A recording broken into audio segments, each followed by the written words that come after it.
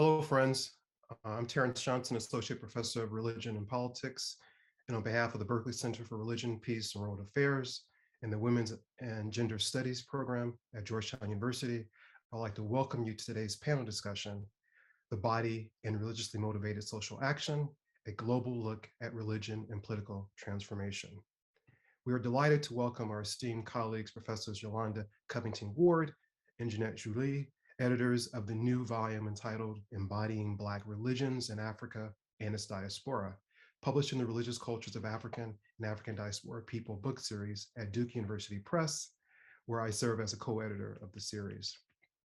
You will find a link to the extended bios of our panelists in the chat, but for now, I'd like to give you a brief introduction of our speakers.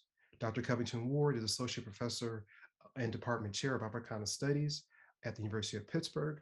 She is author of Gesture and Power, Religion, Nationalism, and Everyday Performance in Congo, published by Duke University Press. This book received the Elliott P. Skinner Book Award from the Association of Africanist Anthropology in 2017. Dr. Joly is Associate Professor of Religion at Syracuse University and author of Pious Practice and Secular Constraints, Women in the Islamic Revival in Europe. So for the next 40 minutes or so, I will facilitate a conversation between our speakers, and then I will open for conversation from you, the audience. And so again, I'm really excited to have my colleagues here. And before we begin, I want to just thank the Berkeley Center, in particular, Tom Benchert, Michael Kessler, Ruth Galpin, Amy Vandler-Villette, Shimon Tong, and Nadia Brown for their support and efforts to make this event happen. So I'd like to begin with Yolanda, and basically to acknowledge both of you all. This is an incredible project. And as I was reading the introduction, I thought, wow, this introduction I could use in several courses because it gives a great overview of the field of embodiment in the body. And what I thought was actually pretty extraordinary really is the way in which you guys brought in so many different sources, and it's all interdisciplinary. I mean, I found my old professors from Harvard Divinity School, like Sarah Coakley. You have my colleague, Nelson Mandela Torres, a philosopher at Rutgers, and Sylvia Wynter. So it was just really rich in terms of how you tried to lay out the field. And it really gave someone who reads this sort of on the side a really good introduction, but also it gave me an entry point into thinking about how I could actually use this in my own work and teaching. So I wanted to ask Yolanda, can you briefly describe kind of the turn to body and the embodiment within the humanities and how that has in particular changed how scholars like yourself study ritual and tradition within Africana religions? Terrence, first and foremost, I do want to thank the Berkeley Center and also the other co-sponsors for this event for the opportunity to share our ideas and to bring attention to this important work. It's really a work of love, a labor of love. Jeanette and I have been co-editing this volume and working on bringing it together for the last several years. And we wouldn't be where we are without our contributors as well, who contributed the chapters and participated in the symposium that really kicked off this edited volume project. So, and just turning back to your question in terms of the turn to the body and embodiment and how it's impacted ritual and religion, I think that this larger turn, which you see happening and continues to happen across the humanities and social sciences, allows us to start reappraising the role of the body in religious rituals and traditions in new kinds of ways, including looking at how embodied practices are important, for example, in lived religion. How is religion actually practiced and understood in everyday life? And in that way, allowing us to decenter some of the emphasis on religious texts that often people have in studies of religion as well. And I think also this turn to the body gets us to critically examine, allows us to critically examine what embodiment means and how it's been applied to different groups, in the sense that for people of color, especially people of African descent, often their embodied practices within the context of religion were used to mark them as others, right? In order to disassociate them from rationality, in order to say that they're less than others, especially if you're looking at this kind of body-mind split that has been prioritized in kind of Western ideas of religion and Western philosophies of being. And I think with this turn to the body, scholars are forced to reassess how we think about the role that the body plays in everyday life, in making larger life worlds, and in shaping people's religious identities and their abilities to connect to others, both human and supernatural. And so I think the Turn to the Body just opens up these new doors in terms of our scholarship and allows us to take new paths in examining how bodies are used for so many different purposes in our everyday lives. No, thank you, Yolanda. And what I really appreciate is often when we think about bringing in new sort of conceptual categories or new vocabularies to talk about, these ongoing issues, people think, well, we're trying to displace, or it's about they locate it as a kind of identity formation. And what I appreciate is that you guys really do a great job of showing how sort of the mind-body split is a problem that we have yet to address really deeply within religion, and how in many respects you're saying, look, we can go back hundreds of years to show how folk were actually pushing against that kind of binary, and producing kind of new knowledge, but also producing meaningful ways to exist despite horrific social circumstances. And so I want to turn to you, Jeanette, because I thought you did a great job in terms of contextualizing this piece within your own research. And I'm wondering, how does this turn to the body and embodiment, differ or overlap as you look at bodies of color, particularly within religiously motivated religious expressions? And how does this work for your own research in terms of how does the body inform your understanding of Islam as practiced by African descendants in Great Britain? Thank you so much, Terence. Also, I want to second Yolanda, first of all, to thank you for the invitation to the Berkeley Center and all the co-sponsors. And also, I want to second Yolanda about her remarks on that project.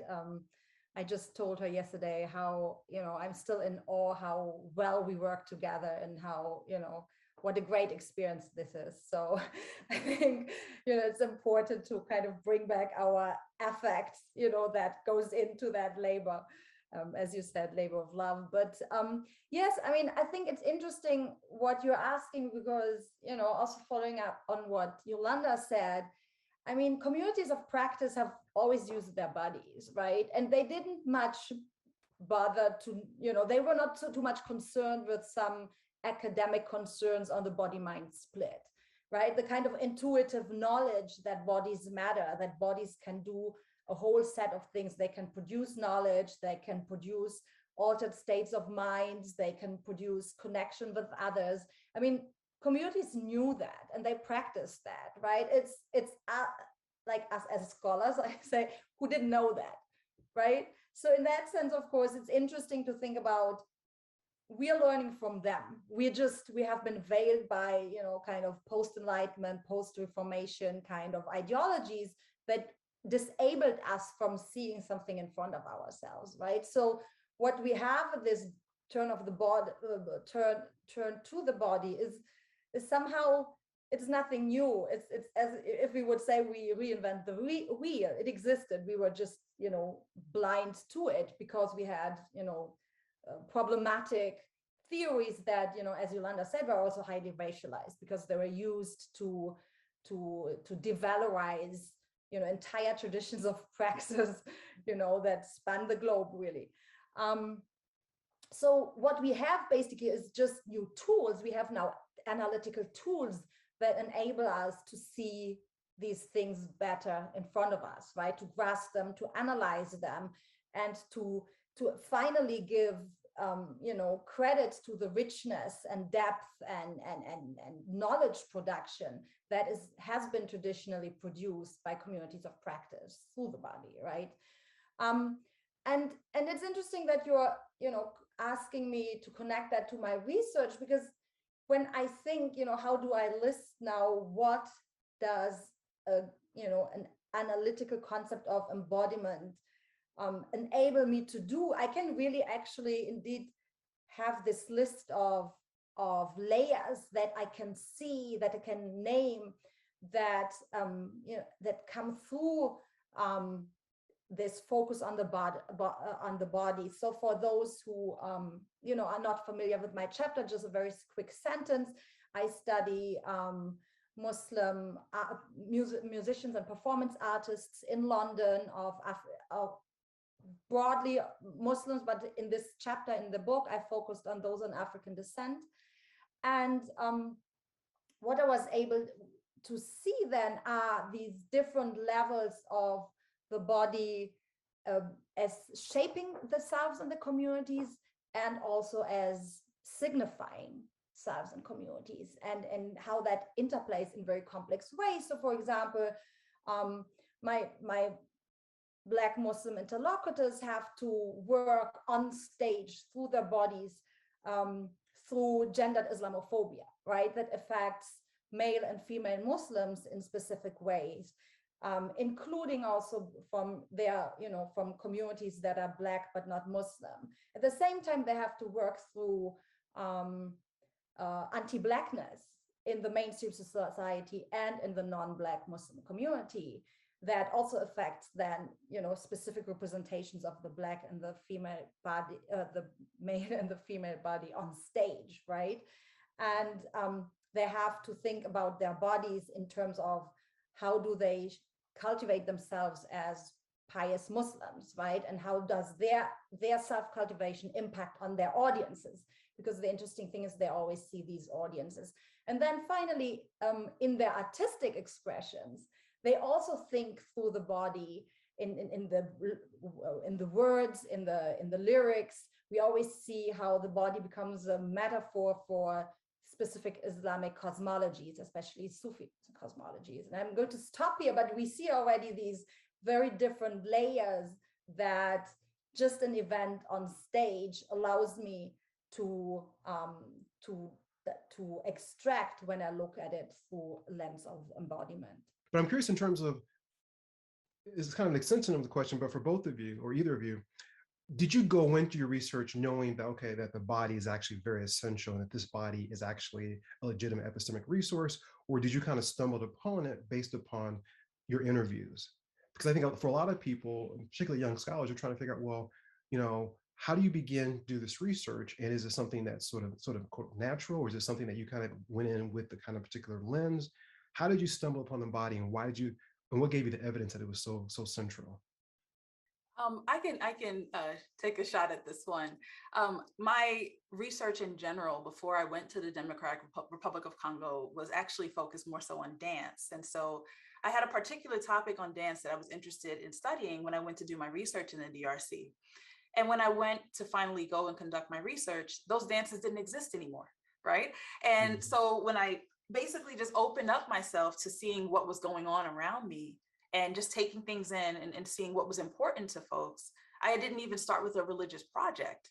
But religion ended up being really, really important in terms of how people were living their everyday lives and defining themselves in these spaces, multiple spaces in the Congo, but also embodiment in particular.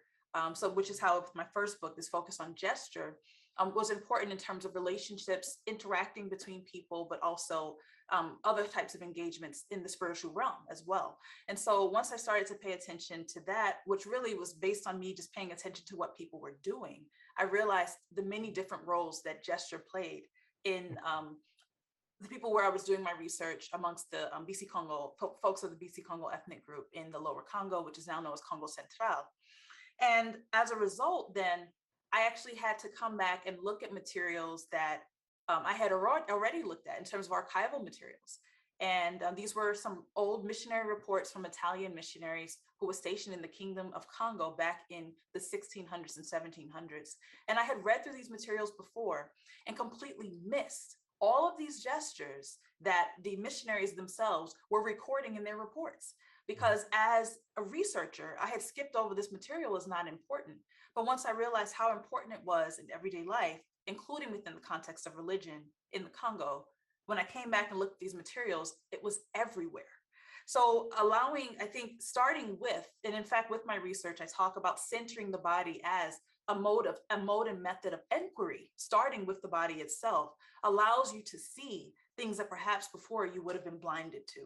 And so having started with that emphasis on the body, I was able to then see how the role that it played in past and present religious movements that were used to fight for political power.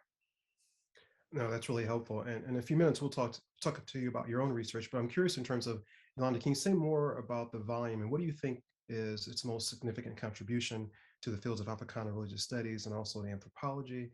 And can you talk about, maybe describe, one or two examples from the book that really highlight the important contribution your writers have made? Definitely. So I think we're doing this volume does a number of different things. And I think one of the first points that I'll make is that this particular volume looks at these complex intersections between the body, religious expression, and also the construction and negotiation of social relationships and collective identities. So our book is not just about embodiment alone, but especially about embodiment and its connection to relationality. How is it that embodiment within the context of religious expression is used to create these larger religious communities and these connections, again, between humans, but also between other entities as well, right? And so what is the role that the body plays in that? In addition to that, our volume tries to bring together areas of interest that tend to be separated in terms of religious studies. So for example, when you think about particular religions, when you think about African and African diasporic religious studies, you'll have African religions, you'll have Caribbean religions, you'll have African American religions. So even when you think about how things are organized at a conference, right? It's based on kind of the geography, or there'll be a particular emphasis on particular religions. It'll be Islam, it'll be Santeria or Candomblé, right? So there'll be particular religions that are the focus. And what this volume tried to do is to try and get away from these divisions, because in this way, moving these studies out of their silos and bringing them into conversation with one another. So really bringing together studies that are looking at religious traditions within Africa, but also within the African diaspora, looking at religious traditions that are a variety of forms of Christianity and also Islam, and also kinds of traditional religions as well. And bringing them into conversation with one another in terms of the different ways that the body is being used for different purposes across these different communities. So I think that's one of the unique things that we offer in this volume, is not only the breadth in terms of covering different parts of continental Africa and different parts of the United States and the Caribbean and Latin America, but bringing this all together and moving across different religious traditions as well. And the other thing I'd like to mention is that the volume itself gets us to think through how religious embodiment helps us to better understand the connection between embodiment and materiality, for example, mobility, and also, as I mentioned, relationality. And I have a few examples that I'll share in a second. The third point that I wanted to mention is that the volume helps us to explore how embodied practices such as spirit possession, which we talk about in different ways, spirit-induced trembling, ritual dance, gestures, or postures of piety, all help to inform notions of sexual citizenship and ideas of gender, challenge definitions of the nation, promote transatlantic connections between different communities, as well as fostering the different formations of local and ethnic identities within and beyond the nation state. So we look at these forms of religious embodiment and the larger kind of work that they're doing for the people in these communities that are fostering these connections in so many different ways.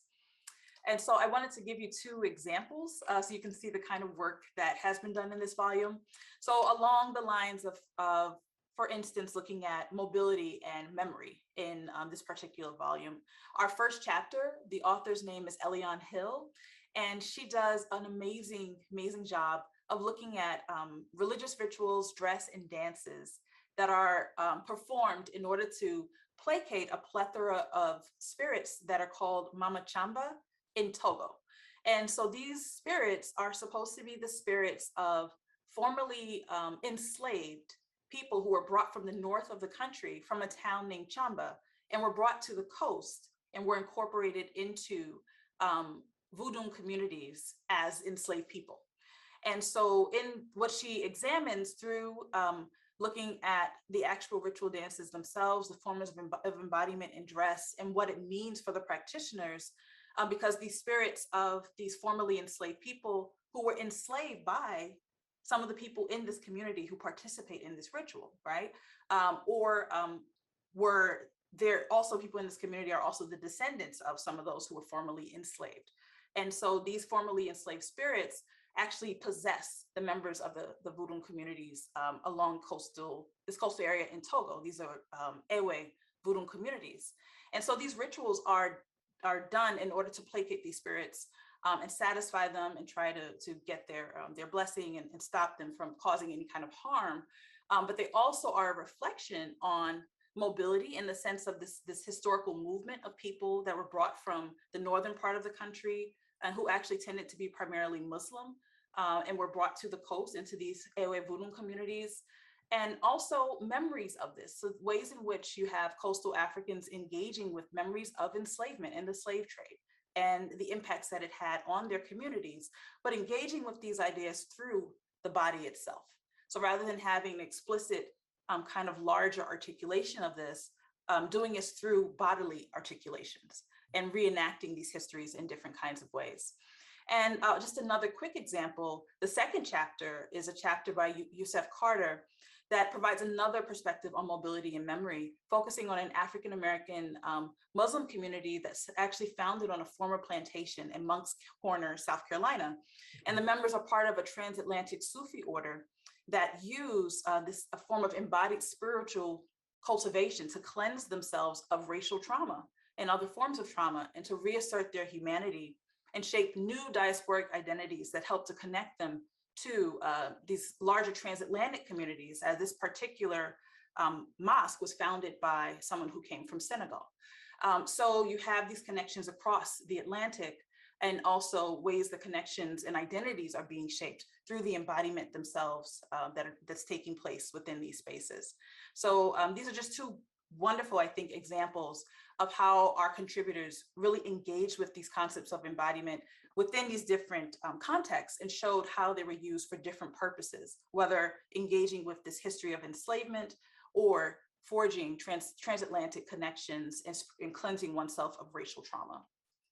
Oh, great. Thank you. That's really helpful. And I think, and to build upon that, I want to turn on to Jeanette, and often when I talk to my graduate students, about embodiment or, any like sort of, new or sort of challenging kind of discourse, people sort of box. And so often we talk about embodiments. Oh, that's in women's studies. That's what they do in gender studies. And I'm curious in terms of how do you see sort of quote embodiment studies actually sort of pushing the terrain of how we think about religion? Because it seems as if you're trying to make a move in which the body in some ways is extending the kind of ways we look at the text called text, right? And that for some people, we only look at the text and doctrine as informing us in terms of how we or informing us in terms of how God or the divinities behave and how we should respond to them.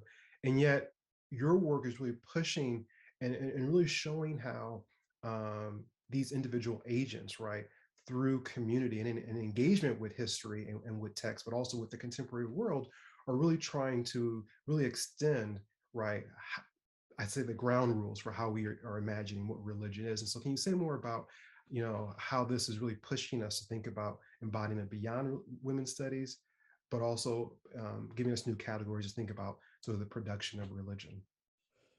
Yeah, I mean, yes, I'm unmuted. This is an important question because religious studies or the study of religion has, of course, historically began through a study of texts, right? And that has always also been informed by 19th century ideas of religion being mainly located in the mind, right? And the mind is reading, right? Is thinking, is reflecting, pondering on texts, right? So in a way, this limitation has continued for a long time until really perhaps 20, 30 years ago in thinking about religion. And of course, there's a whole debate, and perhaps we'll have this, a little bit later about the category of religion itself. But what a focus on the body, of course, shows is the body as a conduit, as a medium that can mediatize texts, that can give life to texts, that can embody and carry texts, right? And that can go completely beyond text, that can connect to transcendence, that can connect to other spirits, to other people, to other human and non-human bodies, right? So we see that the scholarship of religion becomes much more capacious if we introduce the body not as the exclusive locus of religion, but as a very important mediatizing part from which everything kind of departs, because religion cannot be perceived and felt and even thought through without the body, right? So I think this is perhaps the most important insight, but also beyond that, I think what is interesting then is once we have introduced the body into the study of religion, it doesn't mean that from there everyone will have the same perspective, right? It's not that this analytical tool gives us one lens, but it will still open up to very different epistemological or ontological projects, right? How, to what extent do we weigh the materiality, the flesh of the body in relation to transcendence, for example, right? Some studies in religion focusing on the body will focus on materiality and flesh and perhaps less looking at transcendence, whereas others will look more at the human and non-human, the spirit, the transcendental, the divine, etc. Some will look more at the individual perception of the body, and something Yolanda said this before. For us, for example, it was essential because we felt that embodiment is sometimes becomes sometimes this analytical tool to become very individualist.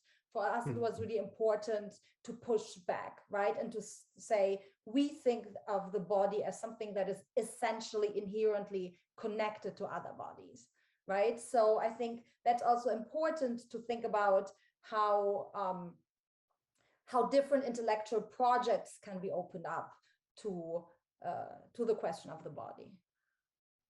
No, I think that's great. And as you were talking, I was thinking about some of the sources you use, and I was thinking through, I wonder what Sarah Coakley would say in terms of, well, maybe we've actually ignored like the use of the body, say in antiquity, or in terms of with contemplative prayer, right, with the patristics. And also I was thinking of Layla Ahmed in terms of her work in Women in Egypt, wondering how does the hijab, but also this formation of community, right, and oral recitation of the text, how does that also then extend how the body is used to not only to create community, but also to engender, right, particular understanding, right, of that Islamic community, but also the women's role in that community.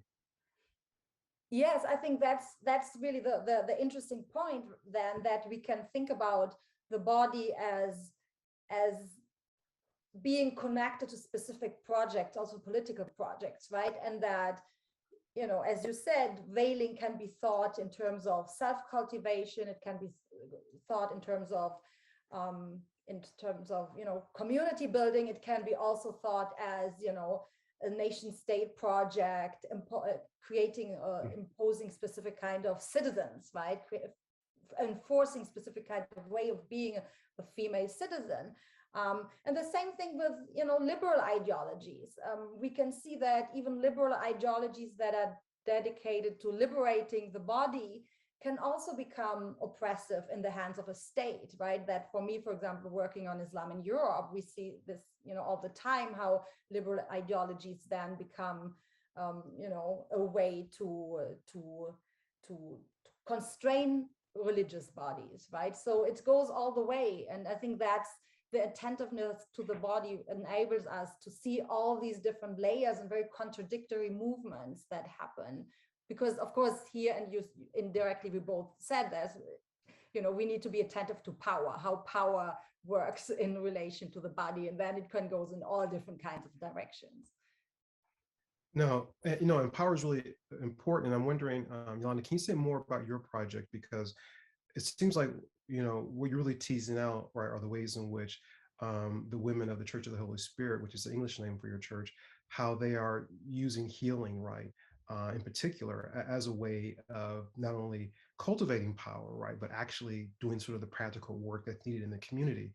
And as I was reading through, your chapter, I thought of some of the early debates, even within, say, the Christian church, in terms of, in the Church of Corinth, and this idea that, you know, the women were healing and prophesying. And Paul's like, no, let's keep the women sort of silent for the sake of the order of the church. And I saw remnants of that in your own project in terms of the development of the early church and the women who were involved.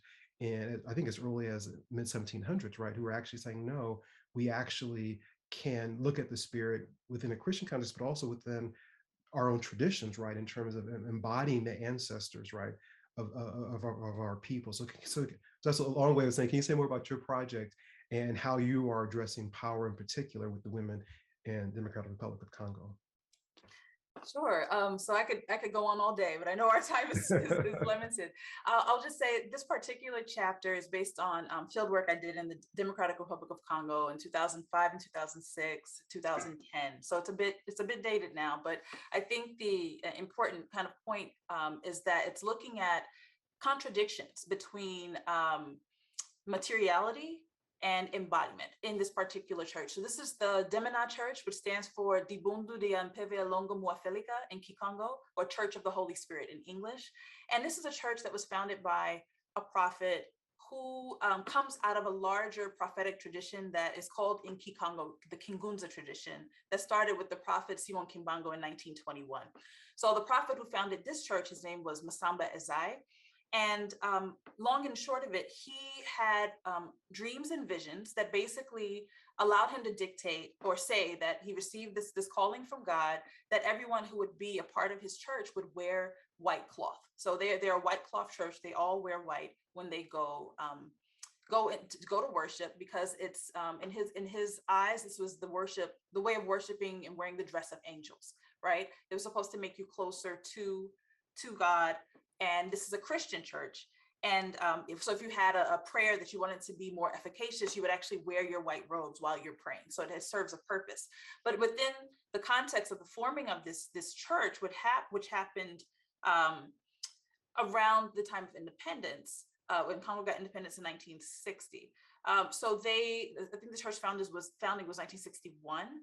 So at the time that they founded the church, the larger Kingunza movement, which had started during the 1920s, included people who were prophets of all different genders, because what would happen is you would basically start trembling. There's this embodied trembling they called kuzakama. And this is supposed to be a trembling that's caused by the Holy Spirit. And anyone could receive this trembling. It was very democratic, whether it was a woman, a man, or a child. And so that's actually what made the prophetic movement very hard for the Belgians to control. And so he basically, up until that point, this is how things were. He dictated that women could no longer use this trembling, which they still would receive. They couldn't use it to heal. And they had been doing that before. So this was a part of the routinization of women's roles in the church.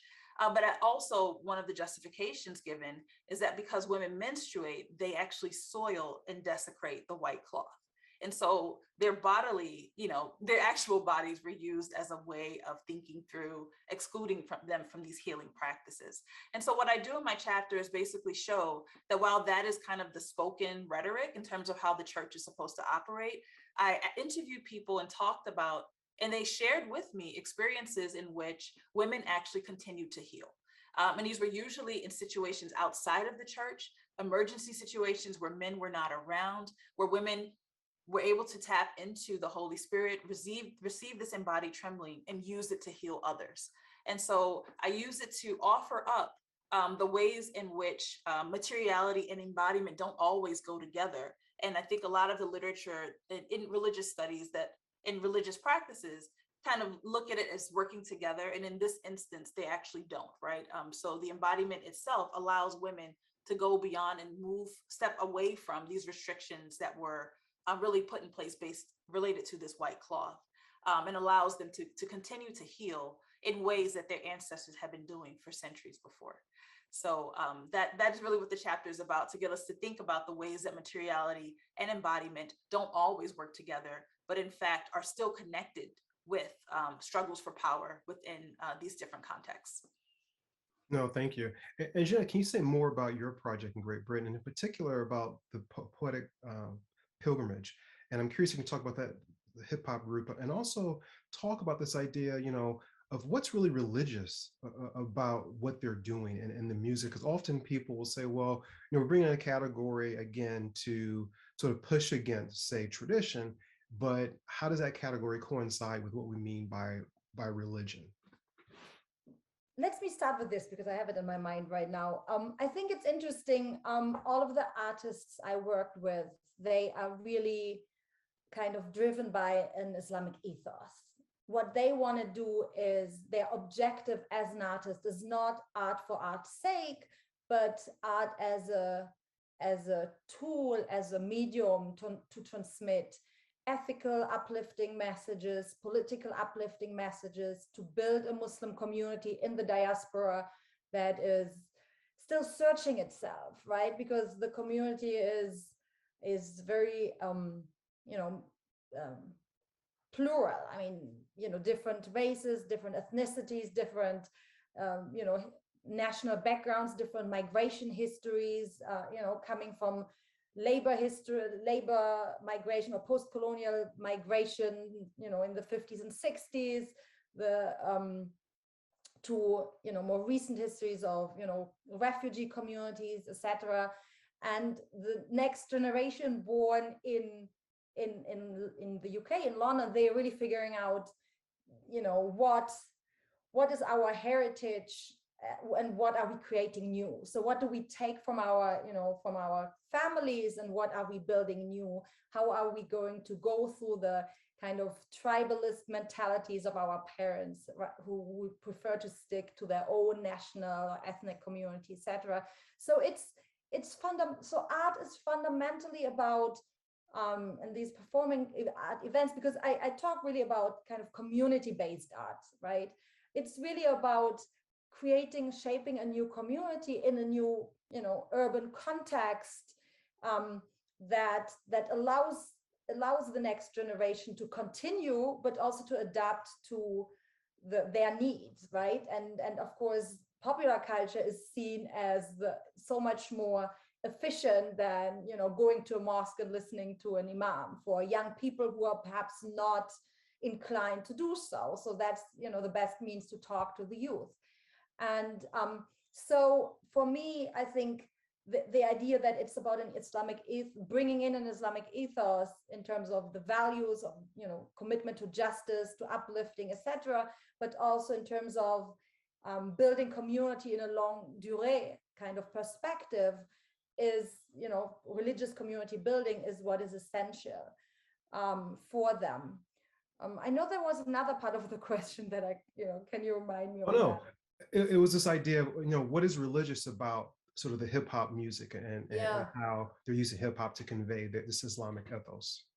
Yes, and then of course, I mean the way that all of these artists try to perform also in an embodied Islamic way, right? So there's a very extensive reflection about aesthetic, about dress, what is the urban Muslim, contemporary style, bringing in, ethnic dress, bringing in, urban fashion, bringing in, Caribbean symbols, bringing in West African jewelry, etc. I mean, there's this whole hip hop, of course, fashion, so on an aesthetic plan, how do you embody this modern Islamic being on stage, right? How do you discipline your body? So how do you move? How do you dance? What is considered modest dance? And it's fascinating to listen to, the young men who talk about, so what are the movements we don't do like other male hip hop artists, right?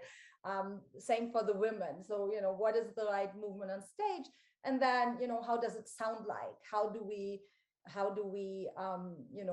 think about the voice? What is fascinating about the hip hop I've been working with is the absolute emphasis on the human voice, which is the way it is kind of theorized by the artists themselves, is very much in line with ideas of, Quran recitation, etc., and the primordial role of human voice versus the beats that are disposable. So you see there's an interesting fluctuation between hip hop with beats and then spoken word poetry, which they do not really make a distinction. For them, the boundary is completely blurred. So it's an entire project that really depends on the human voice that is embodied, on the body, right? On movement, on gesture, etc. No, and I want to, before we move on, I want to let the audience know that we have reached a point where we'd love to have your questions. So if you have a question, please write it in the chat and I will raise it to our great speakers. And Jen, I just want to ask one other question in terms of, I'm wondering also your work on embodiment does allow us to see what's obvious, but not so obvious in terms of that there are many different kinds of Islams in terms of how it's practiced. Because in part, you're saying they're trying to bring in, right, their unique sort of, familiar background and traditions in a way you mentioned in your essay as a way to kind of push back against, right, a certain kind of hegemonic view of Islam, but also in terms of the ways in which certain sort of, social contexts play a huge role in defining what Islam is. And so I'm wondering, can you say more about that? Because again, it seems like they're really pushing against this broader kind of view of Islam that we all know is not necessarily correct. Yes, yeah. So definitely, I should have probably said this earlier, but the British Muslim community is, I think, 70% South Asian, right? So Black Muslims are less than 10%. From West Africa, Somalis, we have become recently a quite strong community since the end of the 90s. And then an interesting phenomenon is also a lot of Afro-Caribbean converts, right? And especially when you talk about conversion, of course, you talk about how do you integrate your habitus, your culture, your values, your ethos into the new kind of religious context. And I was fascinated really by the way that especially these converts, but then also everyone else kind of work to integrate. I mean, other, Black Muslims work to integrate this into forging a specific Black British Islam. And that is they are very conscious about this. They're really thinking about, we do not want to become Saudi, right? We don't want to become Pakistani. We are what we are. We also need to build community because of our specific racialization that is also vulnerable within the Muslim, non-Black Muslim community, right? So this very conscious effort of, on the one hand, connecting oneself to the global Muslim community and, taking from that global heritage, while also very clearly making efforts to integrate, for example, you have people who say, like in their lyrics, they sing in Patois, in Jamaican Patois, right? Like, so you have, a lot of symbolism coming from the Caribbean that is integrated. There's, symbolism from West Africa that is being integrated in the images, in the how do you say, the things you have, accessory, sorry, I was looking for the word, in the accessory they use, etc. So it's really fascinating, this kind of aesthetic project of shaping something that is uniquely Black British Muslim, where they also want to distinguish themselves from, for example, African American Islam, right? That they often would consider not as global in scope as theirs is, that is much more connected, let's say, to the global South in a way. Sure. No, thank you. And we have a question, two questions actually from an audience member. I want to begin with number two. And I want to see if if Yolanda wouldn't mind taking a stab at it, in part because I think there's some connections in terms of your work in the DRC. The question is, what are the implications of your work for this political moment in the US, particularly around religiously based community organizing activism around economic and racial justice?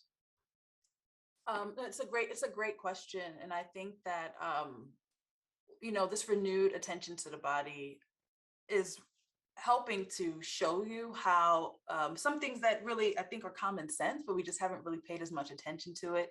But for example, think about the role of embodiment in many of the Black Lives Matter protests and other protests against larger social and racial injustices that rocked our streets for the previous year and continue in some way or form into the present, right? Think about the die-ins, actually people laying down on the ground and reenacting what it feels like, or what it would look like to die on the street, to lay, on the street in that way. hands up, don't shoot, right? All of these other ways of using your body in order to connect with a particular event, but also to foster a larger collective sense of community if people working together towards the same ends in terms of racial justice. So I think that these are things just like the Black Power fist that defined the 60s. I mean, these are moments that where the body definitely plays a role in bringing people together around certain symbols, events, and ideas. And in terms of the religious part of it, my own work does not address this. I'm thinking of, there's an anthropologist, a Black anthropologist, who's looking at some of the spiritual kinds of things that people have done as a part of the Black Lives Matter movement, such as smudging, where they're actually using sage to clear the space of negative energy and spirits. So that's not my area, and I don't remember her name, so I apologize for that. But I'm just saying that there is work that is being done looking at ways in which social activism actually intersects with religious expression as well, and religious beliefs in ways that are consequential for people who practice these things as well. No, great, thank you. And we also have another great question that I didn't see. This idea. Can I just quickly, please. sorry? Of Yeah, course. yeah, I think this is so important, sorry. Because I think often when we look at progressive social movements, especially through kind of a liberal lens, we often tend to think of it as very secular.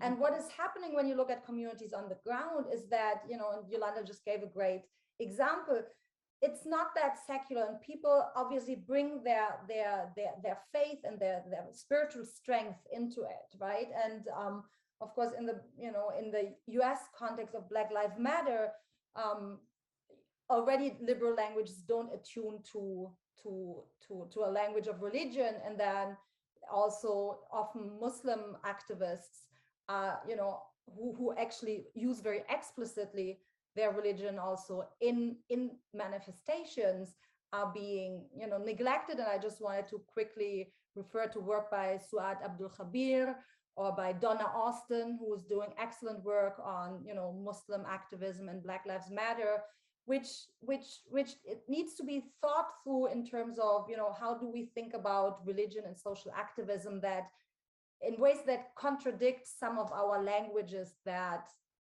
have a sort of secular bias when we think about progressive activism. Yeah. Great, no, thank you. And we have another question in terms of, and we hinted at this earlier, but what is actually religious, right, about these practices? And are they always a part of that category of religion? I was thinking about this question, and I think what I would say succinctly is that all practices are not religion, but all religions draw on these embodied practices in some way.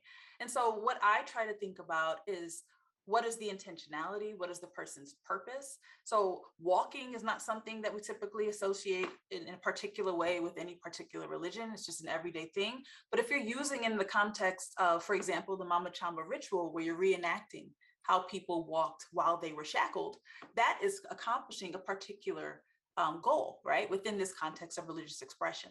So I think that really looking at the intentionality, but also who is receiving it or interacting with the person who is engaged in this embodied practice, whether that person is physically there or not, right, in terms of the spiritual realm. So I think that also helps to define whether or not something is considered a religious practice, a religious embodied practice. You have to think about the recipient or the audience or the interlocutor as well.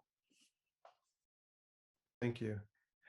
And Jen, I'm wondering in terms of, because often as I was reading your piece, some of the debates around, well, can Muslims actually participate in hip hop because it's quote unquote, very worldly, doesn't reflect the values, right, that we want to show. And yet these same debates were happening right in the States in terms of whether it's blues or hip hop or R&B music. And you really show in a very clever way how they weave this together, and in some ways claim it as their own and claim a space for them that allows them to reinforce their religious commitments, right, to particular scripture, right, and to particular sort of doctrines, but that still allow them, right, to engage in sort of a broad audience, right, in a way that is very familiar in terms of hip hop, the lyrics and the music and the beats. I do not see quite the question. I mean, I agree with everything you said. I'm just wondering what can I add on that, because you No, said it so, like yeah. perfectly already. No, but in terms of, I guess the question is, did you, can you say more about the whole struggle to claim Oh, that okay. space? Yeah, okay. Yeah, so I mean, there's theologically speaking, there's always been an interesting debate among theologians, about the role of music and is music allowed or not. And what is interesting about the kind of ontological underpinnings of this question is that all these theologians, whether they are more restrictive or more permissible, acknowledge the extreme power of music on the affect, on the senses, on the body. And that is why it's because of that specific power of music on the senses, on the body, and on the spirit, that some are more cautious than others. And even those who are much more permissible still always emphasize music has to be used if it's efficient and beneficial for the individual believer, practitioner. It has to be listened to spiritually and not sensory, right? So the body is acknowledged as essential, but you use your body then to become to draw up in a more spiritual way, and that's a huge debate. And for the hip hop artists, of course, this debate then becomes also additional about we're introducing a new category of music that has not been historically authorized by through cultural, like long-standing cultural developments, as let's say Qawwali, as South Asian Sufi music, is very intense and has been accepted and authorized through long-standing processes. So how we still are in the process of authorizing hip hop, right, as an authentic Muslim articulation. And yes, it's interesting. They built their own kind of discursive genealogy of going back to the time of the Prophet and ancient Arab culture of being very poetic. You had poetry slams at the time. Of course, the Quran, only was able to penetrate into that region by its own poetic excellence. You have West African griot traditions. So they established this particular kind of genealogy of poetry, of storytelling, music, kind of musical storytelling, etc. That then all that traveled, and of course, Quran recitation as being the kind of epitome of beautiful voice, traveling over to the Americas, and they are then having its own development, etc., etc. So they construct this interesting trans-African and transatlantic genealogy that brings them to the present. So for them, in their mind, there is a continuity, and that legitimizes and authorizes it. Yeah.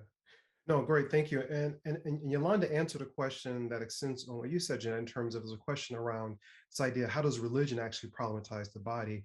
And I think Sarah Coakley puts it in terms of how does religion actually discipline, in some ways discipline the body, or sort of force the body, right, to bend toward, say, for example, the will of God, or bend toward the Holy Spirit.